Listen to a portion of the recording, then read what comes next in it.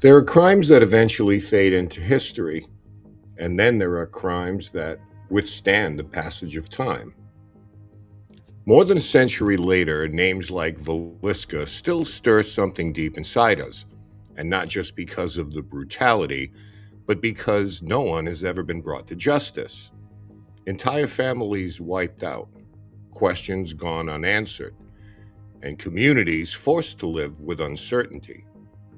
But if Villisca is America's enduring nightmare, Germany has one that may be even more disturbing.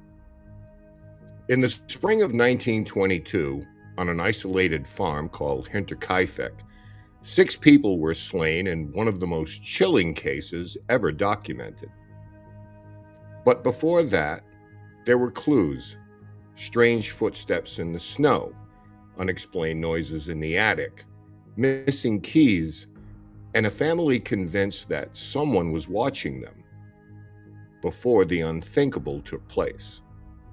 What happened on that remote farm has baffled investigators, historians, and true crime researchers for well over a century. Tonight, we're going to examine the evidence, separate fact from legend, and explore one of history's most haunting unsolved mysteries.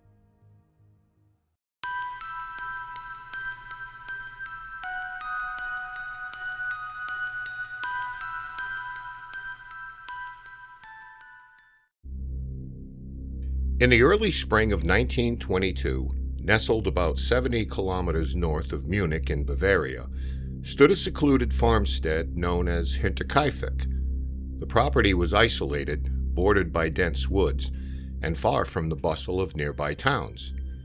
There lived the Gruber family: patriarch Andreas, his wife Kazilia, their widowed daughter Victoria Gabrielle, and her 2 young children Kazilia and Joseph, along with a small watchdog and a few head of livestock. Life appeared peaceful, but beneath that rural calm, a series of unsettling events would soon shake the entire region.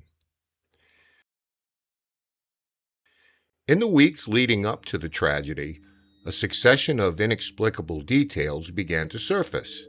Andreas discovered a newspaper on the property that none of his neighbors recognized and that no one in the household had ordered.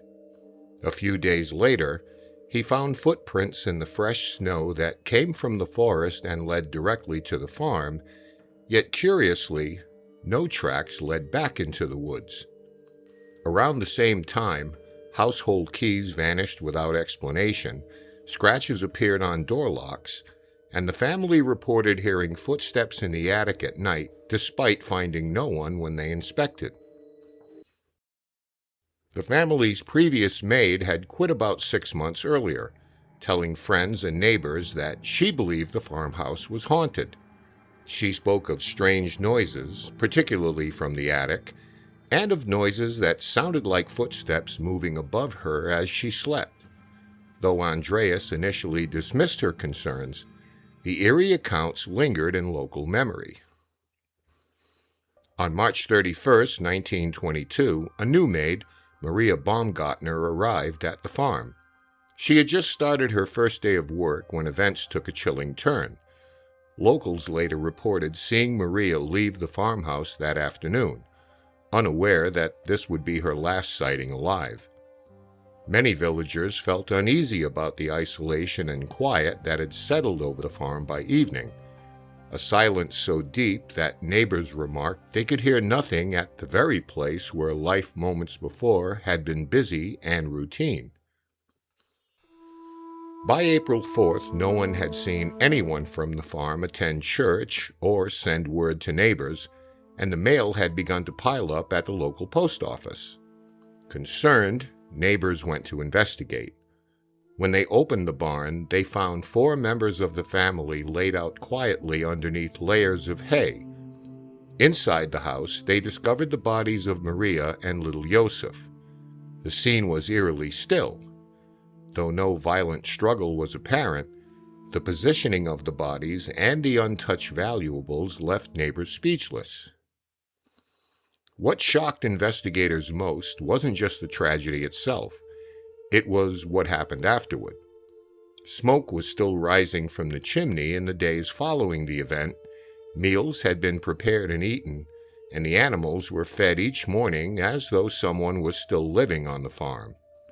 Neighbors reported hearing footsteps in empty rooms and seeing unusual shadows move across walls when no one appeared to be present. Some villagers spoke in hushed tones about eerie cold spots and the feeling of being watched as they walked through the abandoned house. Investigators interviewed more than 100 suspects, but no one was ever charged. Among those questioned was a nearby neighbor, Lorenz Schlittenbauer, who was suspected because of his familiarity with the Gruber family and because a missing key matched one that could have opened doors at the farm. Rumors circulated about possible deep personal disputes, convoluted family secrets, and even an incestuous relationship between Andreas and his daughter that may have fostered resentment. Yet none of these leads yielded a definitive answer. Over the decades, the unexplained footprint tracks, attic noises, missing keys, and sudden silence before the discovery of the tragedy became fertile ground for supernatural speculation. Many locals and later visitors reported fleeting lights at night around the abandoned site, disembodied sounds, and the impression of a presence that didn't belong to the living. Some claim that strange sightings, shadows of human-like shapes seen near the ruins, were glimpses of unsettled spirits bound to the farm.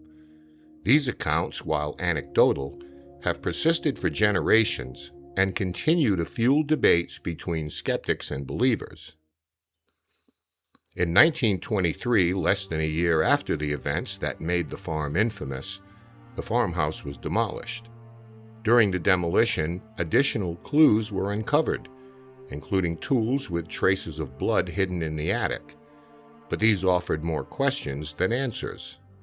A concrete memorial was placed near the site, marking where the farm once stood and serving as a quiet reminder of a mystery that has never been fully unraveled. More than a century later, the Hinterkaifeck case remains one of Europe's most baffling unsolved mysteries. Paranormal enthusiasts, historians, and mystery fans alike continue to visit the site, drawn by the echoes of those strange events leading up to that final spring. The footprints in the snow that seemed to vanish, the unexplained sounds in the attic, and the sense that someone, or something, may have been present long before discovery continued to haunt the story in the public imagination. More than a century has passed since the murders at Hinterkaifeck, yet the identity of the killer remains one of history's greatest unanswered questions. In the years that followed, the abandoned farmhouse became the stuff of local legends. Neighbors and visitors claimed they heard unexplained footsteps, strange voices, and other unsettling sounds coming from the property.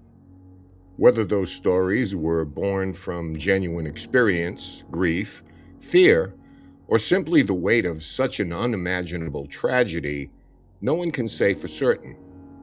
What is known is that the farm was eventually demolished, but the mystery surrounding it has never quite disappeared.